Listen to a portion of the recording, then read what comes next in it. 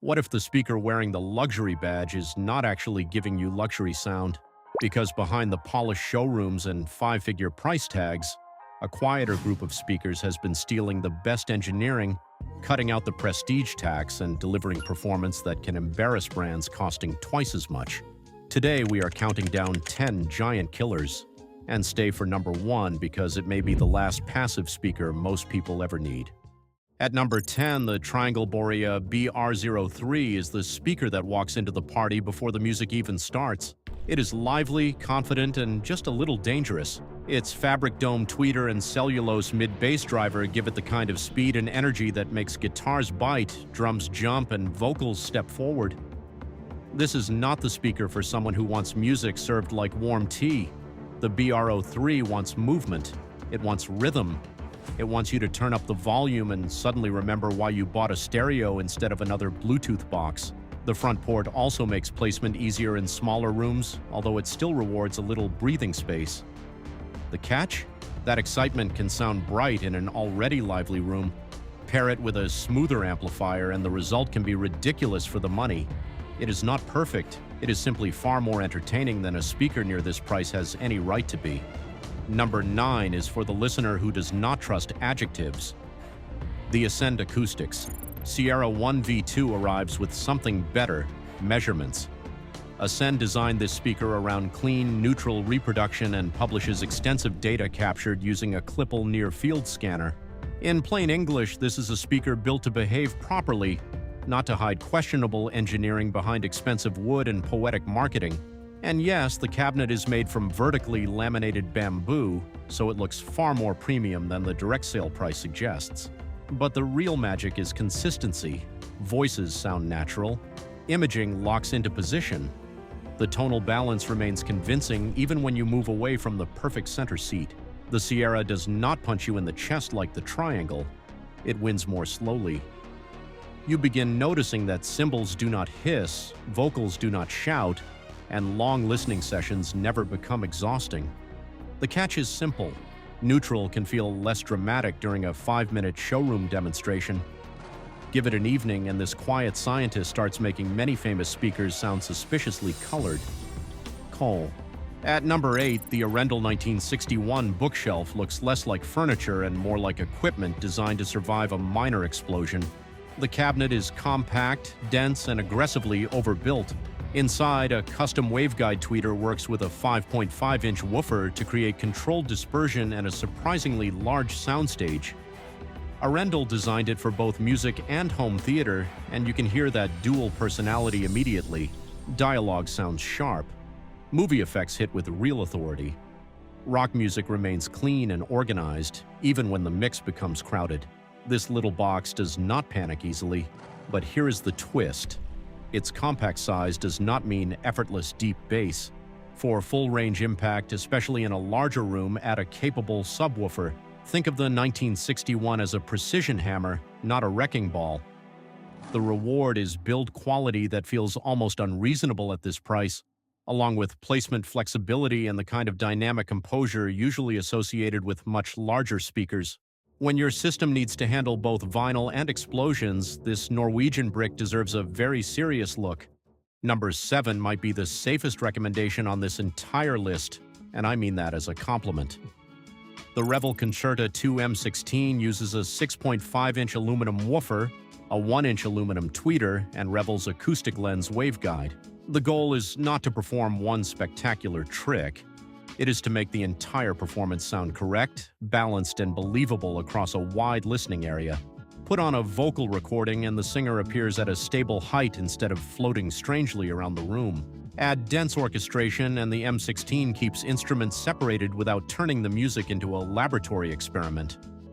Bass is tight, treble is open, and the mid-range refuses to draw unnecessary attention to itself. That sounds boring until you compare it with a speaker that has a giant bass bump or a shiny treble peak designed to impress you for 3 songs. The M16 is the adult in the room. The catch? Its conservative personality may not thrill bass addicts, and it appreciates solid amplification, but for listeners who want accuracy without emotional frostbite, this is an outstanding all-rounder. At number 6, the ELAC debut reference DBR62 is what happens when an engineer gets a sensible budget and refuses to waste it on nonsense.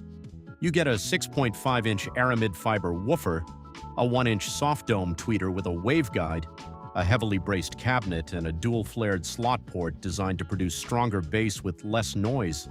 None of that sounds glamorous. Then you play music. The DBR62 has weight, real weight. Kick drums land with authority, bass guitars have body, and male vocals do not sound like they skipped lunch. Yet it avoids the muddy warmth that ruins detail on many affordable speakers. It also looks considerably more expensive than it is, especially in the walnut and black finish. This is the speaker you recommend to someone who wants high-end flavor without turning the living room into an audio laboratory. The catch is that it is not especially sensitive. Give it a weak amplifier and it may sound polite. Feed it clean current and it wakes up beautifully. For $800, the DBR62 does not merely offer value, it makes several pricier two-way speakers extremely difficult to explain. Number 5 is the strange genius of the group. The Philharmonic BMR Monitor looks like a large stand-mount speaker built by someone who read the normal speaker design rulebook and quietly threw it away. This is a genuine three-way design using a ribbon or air motion tweeter option, a 2.5-inch balanced mode radiator mid-range, and a 6-inch ceramic woofer.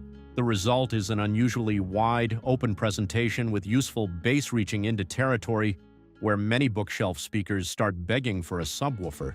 The mid-range is the star. Voices and acoustic instruments spread across the room without losing focus. The soundstage feels less like two wooden boxes playing music and more like the front wall has disappeared. But do not let the word monitor fool you.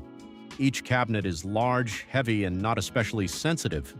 These speakers want space, sturdy stands, and an amplifier with confidence. The reward is almost absurd. Deep bass, enormous dispersion, smooth detail, and three-way sophistication at a price where many prestige brands still sell a basic two-way box. At number 4, the Polk Reserve R200 proves that a giant company can still build a genuine giant killer. The R200 combines a 6.5-inch turbine cone woofer with Polk's Pinnacle Ring radiator tweeter and its resonance-controlling export system. That sounds like a brochure filled with trademarks, but the result is easy to understand. The bass hits harder than expected, the treble stays clean, and the soundstage feels considerably larger than the cabinets suggest. This speaker is especially good when you want one system to do everything. Jazz late at night, smooth and spacious, an action movie on Friday, plenty of impact, loud rock when the neighbors leave. The Polk does not suddenly lose its manners.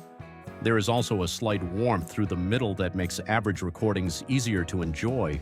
Audiophile perfectionists may call that coloration. Normal humans may simply call it music. The catch is that the R200 likes power and room to breathe. Push it against a wall and the bass can become too generous. Set it up properly and it can make a $1,000 upgrade feel completely unnecessary. Number 3 is the Danish illusionist, the Buchardt Audio S400 MKII. Look at the compact cabinet and your brain expects a normal bookshelf speaker. Then the bass arrives and your brain files a complaint. A large rear passive radiator, a long-stroke 6-inch paper woofer, and Buchardt's controlled directivity waveguide allow this speaker to sound much larger than it looks. The soundstage is the real party trick. Vocals hang in space, instruments appear beyond the outer edges of the cabinets, and because dispersion is carefully controlled, the image does not collapse the second you move your head 6 inches. The MKII is smooth and refined, but it still has muscle. Electronic music feels deep and physical. Acoustic recordings feel spacious and intimate. That combination is rare. The catch? Deep bass from a compact cabinet comes with limits. In a huge room at reckless volume, physics eventually arrives to collect its debt. It also deserves a quality amplifier. But in a normal listening room, the S400 MKII performs the kind of disappearing act that makes expensive showroom speakers nervous. At number 2, the Wharfedale Linton Heritage looks like it escaped from a beautifully furnished listening room in 1972, but underneath that walnut veneer is a thoroughly modern three-way speaker. You get an 8-inch Kevlar bass driver, a 5-inch Kevlar mid-range, and a 1-inch fabric dome tweeter inside a wide, substantial cabinet.